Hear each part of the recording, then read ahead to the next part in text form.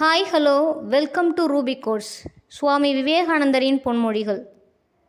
90% சிந்தனையின் ஆற்றல் சாதாரண மனிதனால் வீணாக்கப்படுகிறது.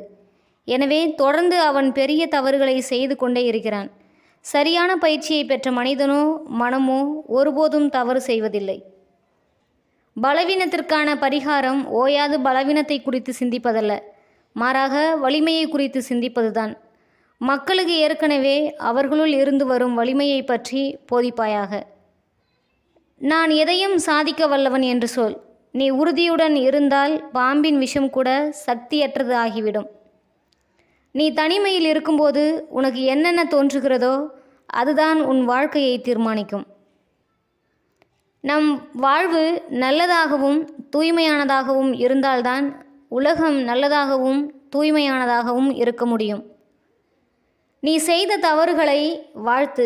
அவைகள் நீ அறியாமலே உனக்கு வழிகாட்டும் தெய்வங்களாக இருந்திருக்கின்றன.